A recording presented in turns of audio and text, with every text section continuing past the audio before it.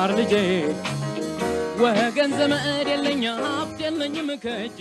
ተማሪዎች እንደምን ሰነበታችሁ? ይህ ከዋሸራ አካዳሚ የሚተላለፍ የ12ኛ ክፍል የስነ ህይወት ትምህርት ፕሮግራም ስርጭት ነው። ባለፈው ፕሮግራማችን ዩኒት 5 ሌሰን 3 አይተናል። በዛ ሌሰን ውስጥ ስለ ነርቨስ ሲስተም ሲሆን የተነጋገርነው በተለይም ሌሰን 3 ላይ ያየነው ታይፕ ኦፍ ኒውሮንስ ነው። ኒውሮን ምን እንደሆኑ ቀደም ብለን አይተናል።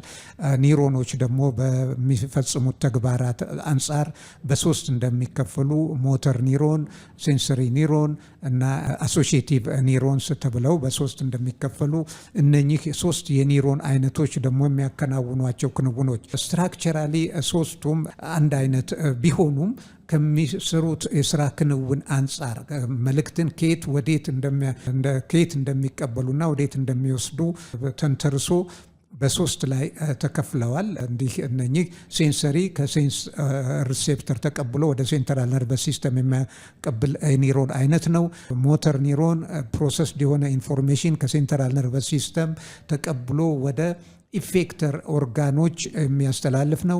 አሶሺዬቲቭ ኒውሮንስ ደግሞ በሁለቱ መካከል የሚገኙ አቀባባይና ኢንቲግሬት የሚያደርጉ የኒውሮን አይነቶች በተለይም በሴንትራል ነርቨስ ሲስተም ውስጥ ብቻ የሚገኙ ኒውሮኖች እንደሆኑ ነው ያየ ነው። በአሁኑ ሌሰናችን የምናየው በቀጥታ ነርቭ ኤንድ ነርቭ ትራክት ይሆናል ማለት ነው።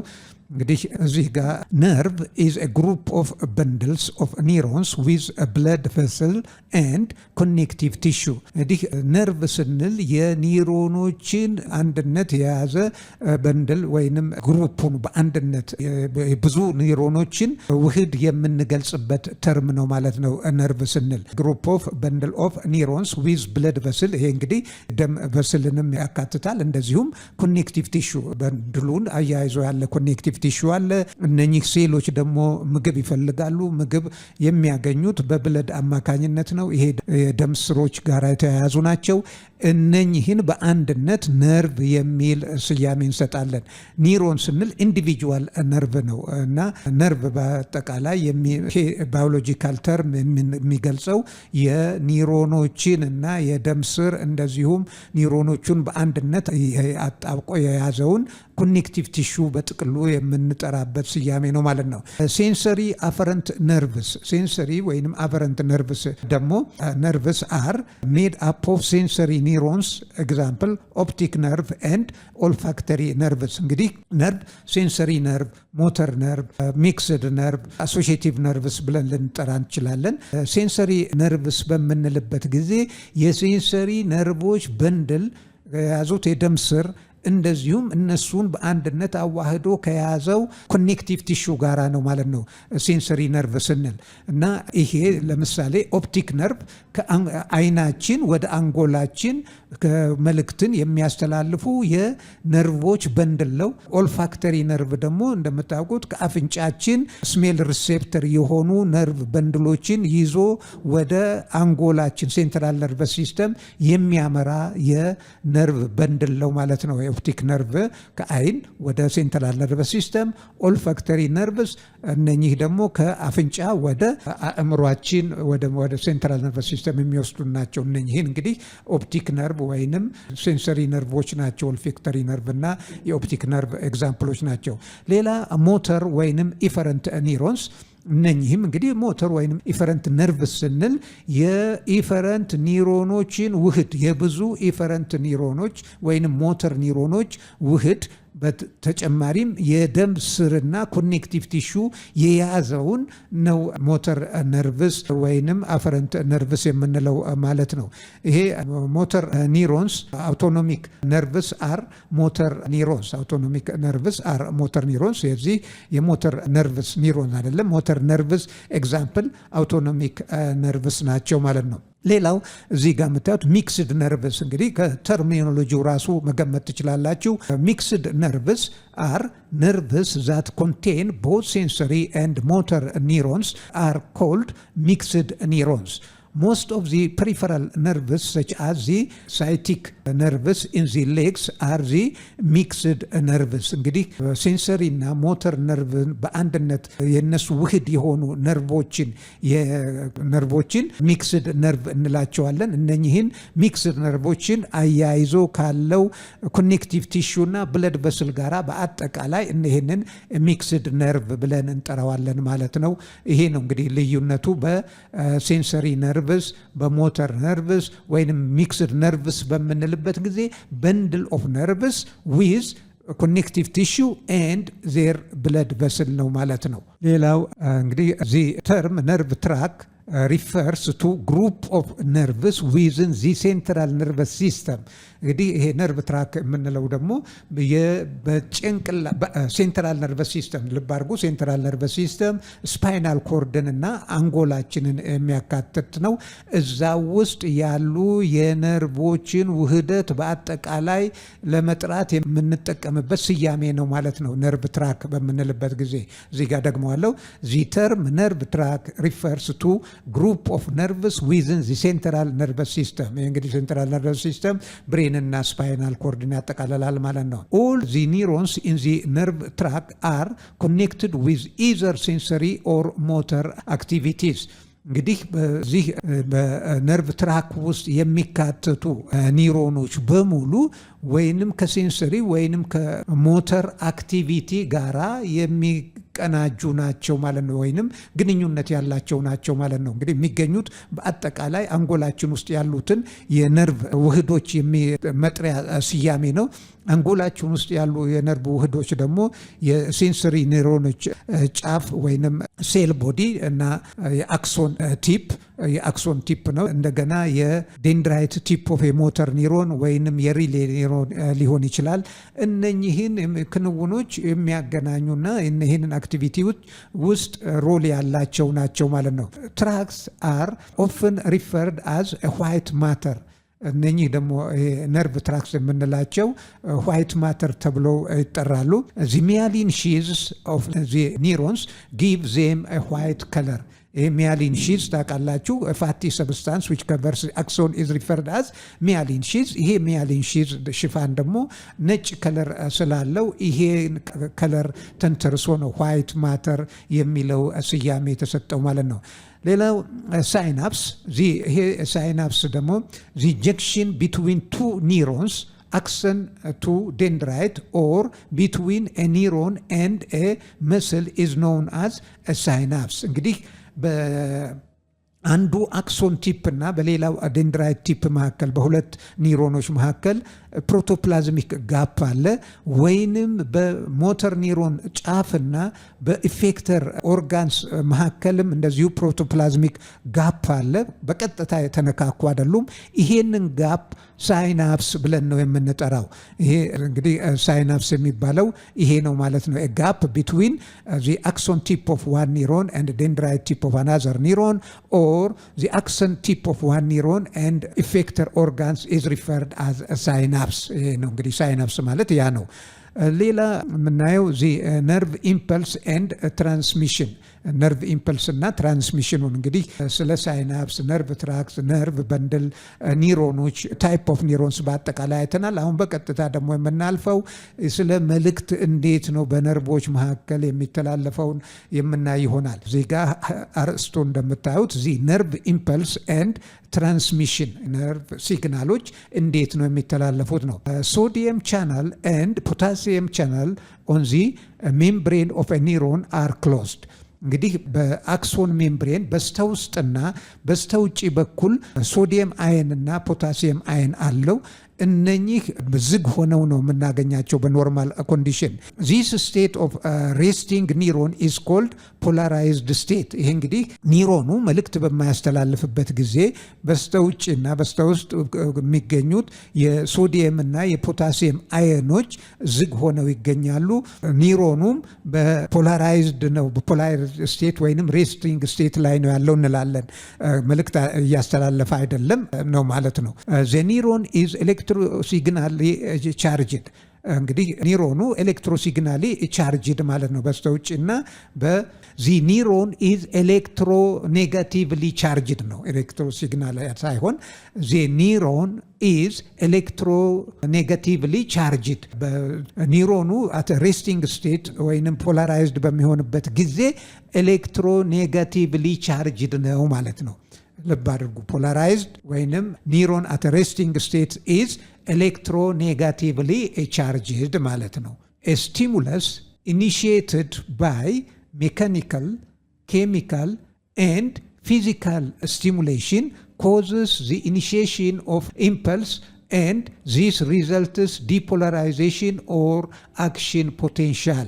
እንግዲህ ስቲሙለስ ምንድነው? any physical chemical or biological factor which makes receptor cells to change their activity is referred as a stimulus. እንግዲህ ይሄ ስቲሙለስ ኬሚካል ሊሆን ይችላል፣ ሜካኒካል ሊሆን ይችላል፣ ወይንም ፊዚካል ፋክተር ሊሆን ይችላል። ይሄ ነገር ምን እንዲፈጠር ያደርጋል? ኢምፐልስ እንዲፈጠር ያደርጋል።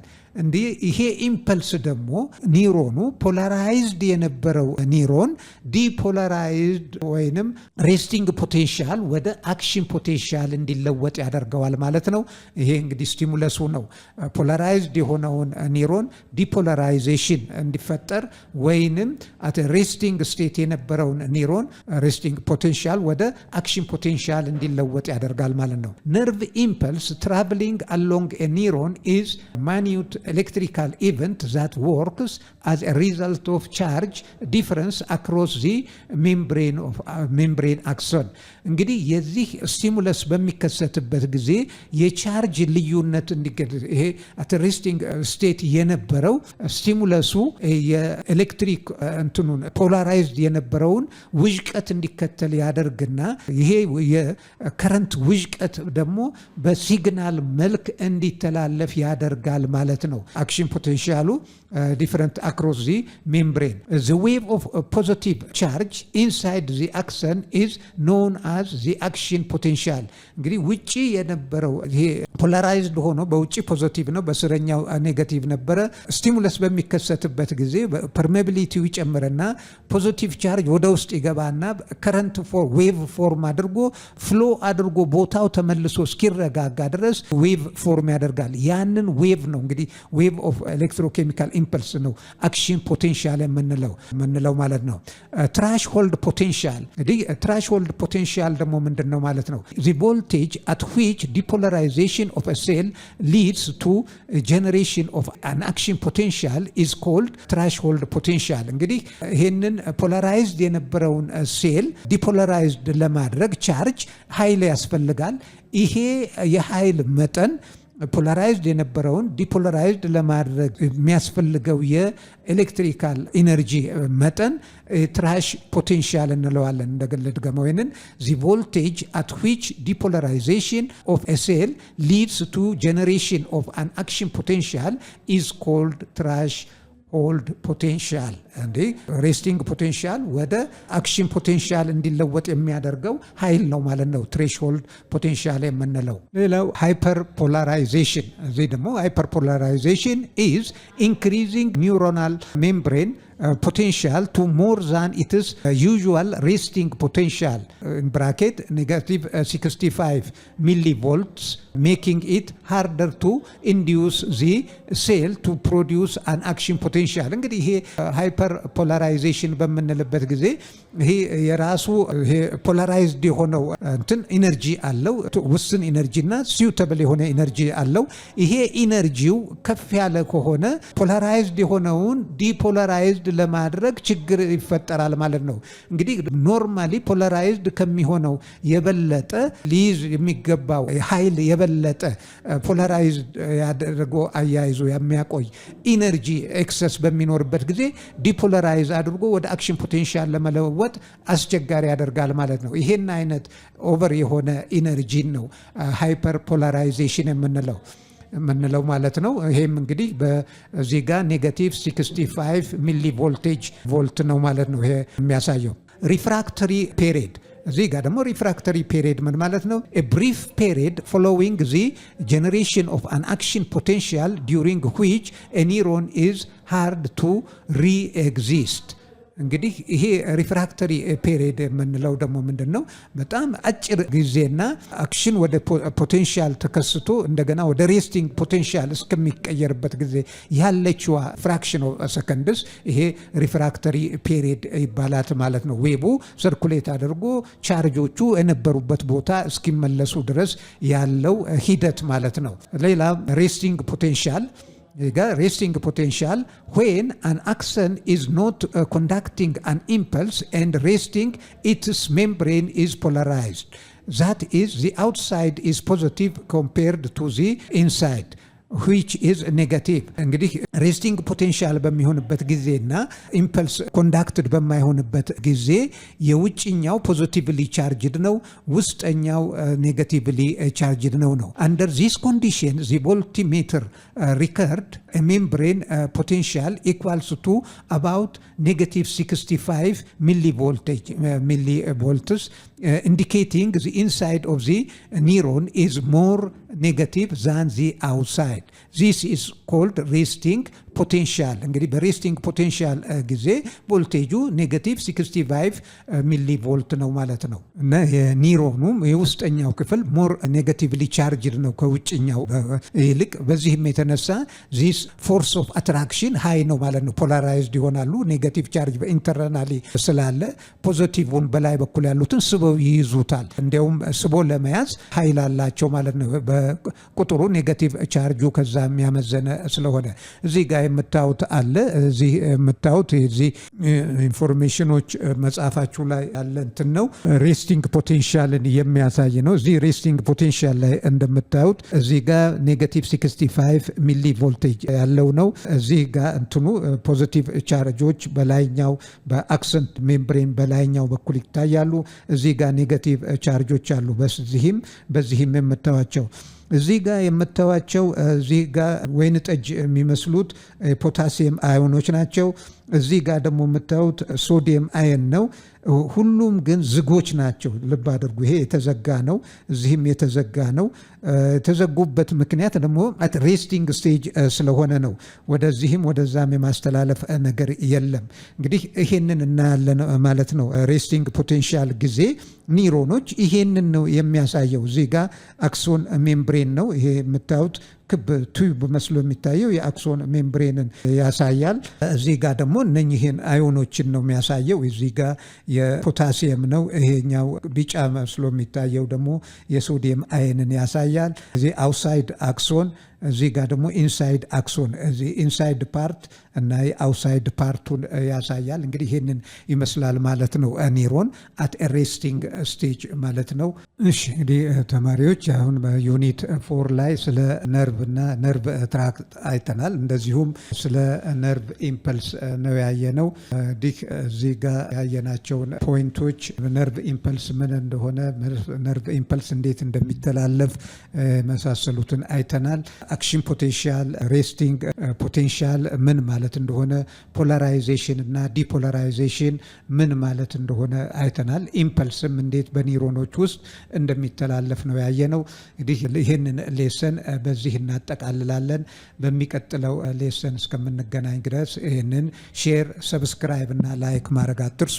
በተጨማሪም ኤኒ ኮሜንት ማሻሻል ይገባዋል በምትሉት ሀሳብ ሲኖራችሁ ከመስጠት ወደኋላ እንዳትሉ አደራ ጭምር እንጠይቃለን። የዛሬውን ሌሰን በዚህ እናጠቃልላለን። በሚቀጥለው ሌሰን እስክንገናኝ ድረስ ደህና ሁኑ ተማሪዎች።